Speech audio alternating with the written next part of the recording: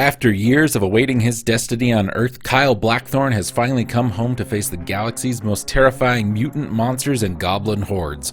With brute strength, animal cunning, and a lead-spewing shotgun, he's on a quest to reclaim his once peaceful planet Tull. Surrounded by enemies and confronting danger at every turn, Blackthorne's commando training and survival skills are put to the ultimate death-defying test in this brutally savage land. So prepare to enter Blackthorne's world and blast your way through one of the most intense, challenging games ever.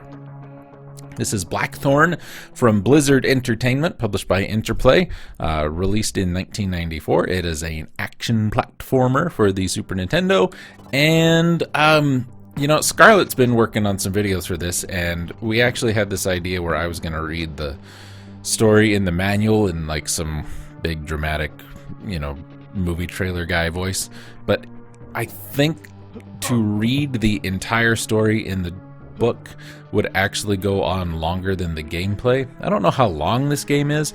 I don't imagine it would be very long, just based on what it is, but there's a lot of that story, and it's very if you saw heavy metal, it's kind of the little weird John Candy story where he gets transported to the other planet. It's very that. It is very that. Plays a lot like Prince of Persia, so that right off the bat will tell you that I'm not super thrilled with it. It was released for the Super Nintendo and DOS in '94.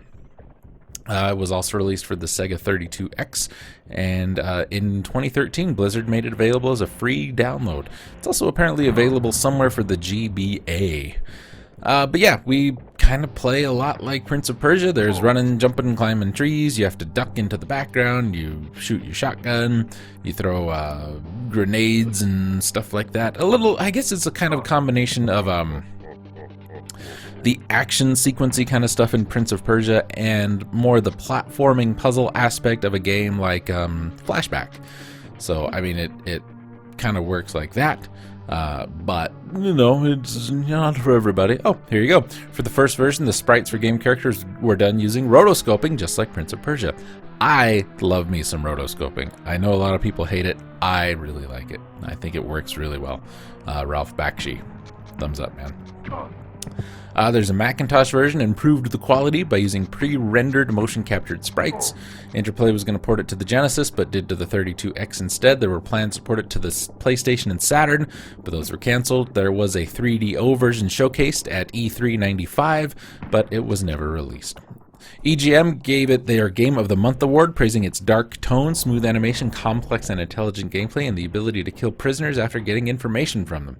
GamePro gave it a positive review, calling it Flashback with an attitude. There you go. They particularly praised the graphics and stronger emphasis on action over puzzle solving. They gave the 32X version a positive review as well. Next Gen said it's one of the best arcade-style games the PC has ever seen, citing the accessible and intelligent gameplay, smooth animation, and dark feel of the game, while noting that the game was over 2 years old by the time it was released for the Mac. Next Gen gave this version a positive review as well. You know, everybody's right. It does look really good, and I do like the feel and the tone of the game. I like everything about it but the gameplay.